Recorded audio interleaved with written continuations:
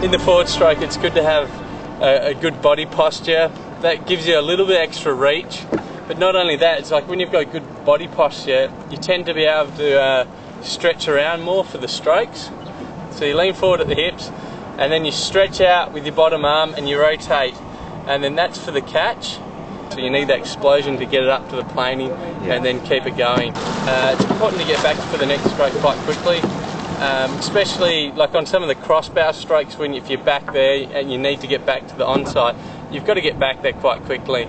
The bent top arm at the start of the stroke, so you bend it, and then that way you can get another 4 or 5 inches on the tip of your blade forwards with the bent top arm, so you can get a little bit more catch for that explosion. And when you do that explosion, you want to straighten your top arm out quite quickly.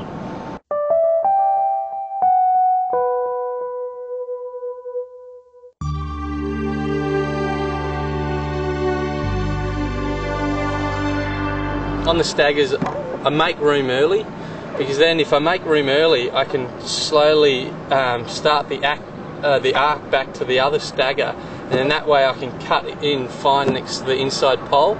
So I make my room early, and then I cut back in, so I'm cutting fine to the inside pole in the end, but I'm ready moving back across to the river to the other side.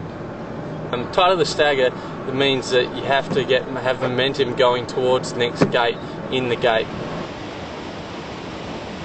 When taking the boat in the wider lines during the stagger, you can definitely keep it tracking a lot more. And I think when you track, you paddle a lot better, your strokes are a lot better because you're a lot firmer in the water, and I think it's just more efficient. Like when you're not tracking, it means that your effort's going into the boat sliding, or it's not going into propulsion or where you want the boat to go.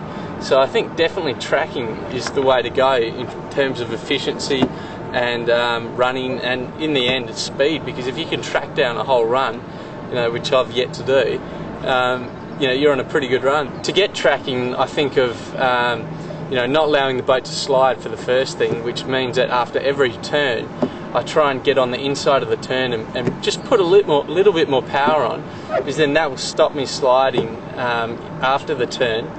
And the second thing is keeping the boat dry and over the tops of waves, because I find if you hit a wave, or you get a wave in the body or the chest, or wherever, or if you hit the wrong edge, I find that you lose your tracking. It's important to kind of have done a lot of rapid river sprints, so you know where to put your blade behind the waves to get power off, and also not only that, but when to turn the boat, because you can't turn in the troughs, you've got to turn on the peaks, and you can really use the peaks of the wave and stuff to actually get speed off and run the boat.